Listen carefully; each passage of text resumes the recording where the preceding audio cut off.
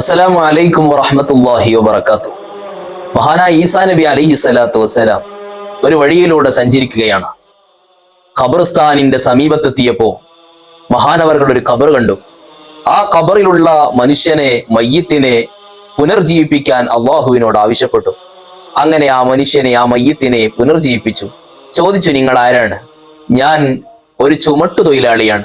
വിറക് ചുമന്ന് ജീവിതമാർഗം കണ്ടെത്തിയിരുന്ന ഒരാളാണ്. എന്താണ് നിങ്ങളുടെ ഇപ്പോഴത്തെ അവസ്ഥ? മഹാനായ ഈസാ നബി അലൈഹി സ്വലാത്തു വസ്സലാമിന്റെ ചോദ്യത്തിന്റെ മറുപടി, ഞാൻ മരണപ്പെട്ട മുതൽ ഇന്ന് വരെ ഞാൻ മലക്കുകളുടെ ചോദ്യത്തിന്റെ മുനയിൽ കിടന്ന് പുളയുകയാണ്. എനിക്കിതുവരെ ഒരു സമാധാനം ലഭിച്ചിട്ടില്ല.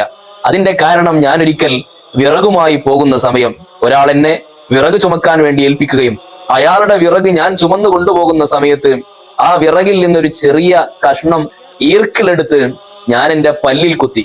അത് അയാളോട് ഞാൻ സമ്മതം ചോദിച്ചിട്ടല്ല ചെയ്തത്. ആ ഒരൊറ്റ പ്രവർത്തനത്തെ സംബന്ധിച്ച് മരണം മുതൽ ഇന്ന് വരെ എന്നെ മലക്കുകൾ ചോദ്യം ചോദിച്ച് കൊണ്ടിരിക്കുകയാണ്. എനിക്കത് വല്ലാത്ത പ്രയാസമായി അനുഭവപ്പെട്ടുകൊണ്ടിരിക്കുകയാണ് എന്ന് ആ മയ്യിത്ത് മഹാനായ ഈസാ നബി അലൈഹി സ്വലാത്തു വസ്സലാമിനോട് പറയാണ്. തീർച്ചയായും അന്യന്റെ മുതലിൽ കൈവെക്കുമ്പോൾ ഈ ഒരു ചരിത്രം നമ്മുടെ മനസ്സിലുണ്ടാവണം.